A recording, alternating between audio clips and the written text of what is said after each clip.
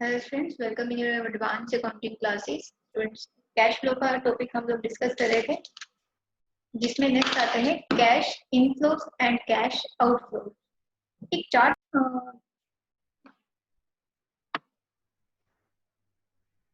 Okay, तो सबसे पहले आप यहाँ पे देख रहे होंगे ऑपरेटिंग एक्टिविटीज।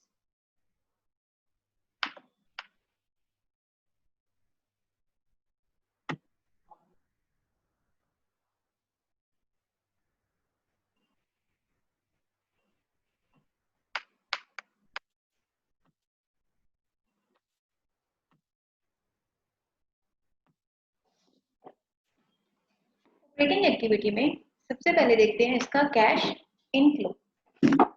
अब ऑपरेटिंग एक्टिविटीज का जो कैश इनफ्लो है वो किन किन सोर्सेज से होता है? Proceeds from sale of goods and services to the customers. जहाँ पे आप अपने गुड्स या सर्विसेज को सेल कर रहे हैं, तो उन कस्टमर से आपको क्या होगा? कैश रिसीव होगा। तो वहां से आपका ऑपरेटिंग एक्टिविटी के अकॉर्डिंग कैश इनफ्लो कंसीडर होता है। फिर आता है receipt from royalties, fees, commission and other revenues. इसी तरह से जो हमारी ये इनडायरेक्ट इनकम्स की हम बात करें फाइनेंशियल स्टेटमेंट के अकॉर्डिंग, ये प्रॉफिट एंड लॉस अकाउंट की क्रेडिट साइड में आती है। तो ये भी हमारी रिसीविंग का पार्ट है, यानी कि कैश इनफ्लो, आपका जो इनफ्लो है वो बढ़ रहा है। उसके बाद आते हैं कैश आउटफ्लो पे रिलेटेड टू ऑपरेटिंग एक्टिविटी। पहला है payment of employ benefit expense. अगर आप एम्प्लॉय के बेनिफिट के लिए या रिलेटेड टू एम्प्लॉय कोई भी पेमेंट कर रहे हैं, उनका खर्चा कर रहे हैं, that means your cash is flowing out operating का। उसके बाद purchase of inventory from suppliers. अब इसमें क्या था? सेल था। इसमें क्या है? परचेज है। अगर आप स्टॉक खरीद रहे हैं अपने क्रेडिटर्स या सप्लायर से, तो उसकी आप क्या पेमेंट करेंगे? तो वो ऑपरेटिंग एक्टिविटी का आउटफ्लो का पार्ट बन जाता है। फिर है पे ऑपरेटिंग एक्सपेंसेस। ऐसे ही अगर आप ऑपरेशनल एक्टिविटीज से रिलेटेड, यानी कि जो हमारे डे टू डे के एक्सपेंसेस होते हैं रूटीन के, वो हमारे इसमें आ जाते हैं। फिर है पेमेंट ऑफ टैक्सेस। ऐसे ही जो आपकी लाइबिलिटीज जनरेट होती हैं, that means whenever you are generating invoices for sales and you आपका उनके ऊपर टैक्स इकट्ठा हो जाता है जो आपको गवर्नमेंट को पे करना है, तो आपका वहां से भी कैश आउटफ्लो होगा related to operating. Next comes with investing activities. इस फ्लो चार्ट में आप देखें, ऑपरेटिंग के बाद हमने स्विच किया इन्वेस्टिंग पे। It's a process. आपको ये स्टेटमेंट भी इन्हीं 3 पार्ट्स में ही बनानी है। इन्वेस्टिंग एक्टिविटी में जो कैश इनफ्लो है वो इन 2 पार्ट्स में हो रहा है। आप ये 2 एरो देख सकते हैं यहाँ पे। Sale of property, plant, equipment, long term investments.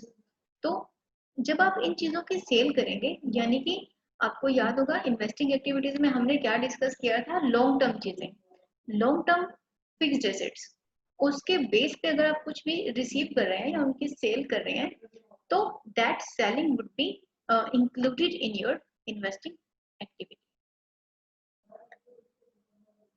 Second is receipt from interest and dividends. अब इंटरेस्ट किसके ऊपर रिसीव होगा? आपका लोन्स के ऊपर, ये डिबेंचर्स के ऊपर, और डिविडेंड्स हमारा शेयर्स के ऊपर होगा।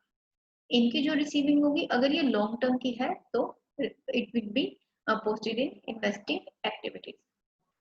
सेकंड, इसमें ये एक ही सिंगल एरो है इन्वेस्टिंग एक्टिविटी में। इसका part purchase of property, plant, equipment and non current investment.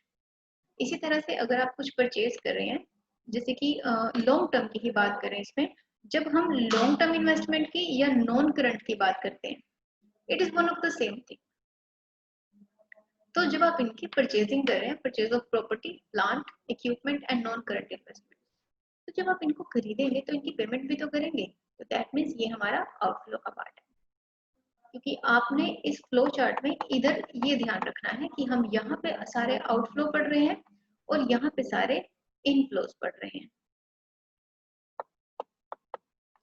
और इधर से जब हम इनकी परचेजिंग करेंगे तो हमारा यहाँ से कैश या बैंक कम होगा। नेक्स्ट आ जाते हैं फाइनेंसिंग एक्टिविटीज। फाइनेंसिंग एक्टिविटीज में हमारा कैश इनफ्लो कैसे बढ़ता है?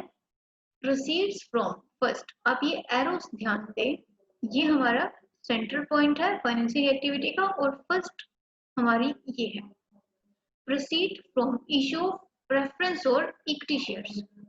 जब आप इक्विटी या प्रेफरेंस शेयर्स को इशू करते हैं, वहां से आपको कितना कैश जनरेट हो रहा है, इनफ्लो का part. Second is proceeds from issuance of debts and bonds. जब कंपनी बॉन्ड्स या डेट्स इशू करती है, तो वहां से आपको कितनी रिसीविंग हो रही है। ये सारे के सारे शेयर्स, डिबेंचर्स, लोन, बॉन्ड्स, ये सब हमारे फाइनेंसिंग एक्टिविटी से रिलेटेड होते हैं। और लॉन्ग टर्म फिक्स्ड एसेट्स या फिक्स्ड एसेट्स इन्वेस्टिंग से रिलेटेड होती हैं। और हमारे indirect expense, income and short term current assets या आपकी normal current assets and current liabilities operating में जाती है। ओके, तो फाइनेंसिंग में हमारा लास्ट आ गया procurement of loans.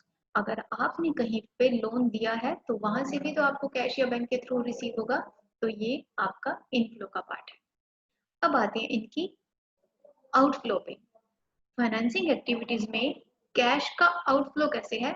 Redemption of preference shares, buyback of equity shares. जब हम शेयर्स के रिडम्पशन की बात करें, यानी कि जब वो रिडीम हो रहे होते हैं, उनकी पेमेंट्स हो रही होती हैं, तो वहां से आपका जो कैश आउटफ्लो है वो बढ़ता है।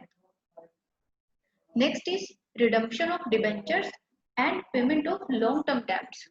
जब आप डिबेंचर्स को जब हमारे डिबेंचर्स रिडीम होने लगते हैं या उनकी पेमेंट्स करते हैं आप, तो भी हमारी फाइनेंसिंग एक्टिविटी में वो कैश आउटफ्लो का पार्ट है। और जितने हमारे लॉन्ग टर्म डेब्ट्स हैं, यानी कि लोन्स की पेमेंट हो रही है, लॉन्ग टर्म लोन्स, डेब्ट्स यानी आपने लिया पैसा और उसकी आप पेमेंट कर रहे हैं, ओके, तो वो भी फाइनेंसिंग एक्टिविटी में कैश आउटफ्लो। उसके बाद payment of dividends and interest. Loans के ऊपर अगर आप इंटरेस्ट पे कर रहे हैं लॉन्ग टर्म लोन्स के ऊपर, तो वो भी आपका फाइनेंसिंग एक्टिविटी का पार्ट है। नेक्स्ट आ जाते हैं, आगे कुछ आइटम्स हैं, treatment of some peculiar items, जिनको थोड़ा सा डिटेल में डिस्क्राइब किया हुआ है। Extraordinary items, interest and dividend, tax on income and gains, non cash transactions क्या होती हैं। उसके बाद फिर आती हैं कैश फ्लो स्टेटमेंट का एक परफॉर्मा।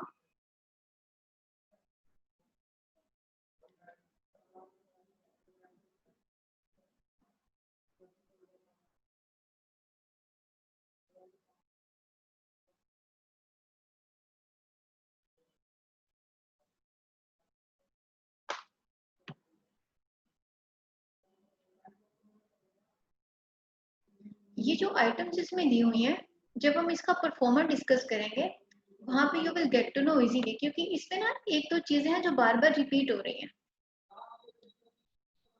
तो उनकी डिस्क्रिप्शन आपको वहीं पे मिल जाएगी।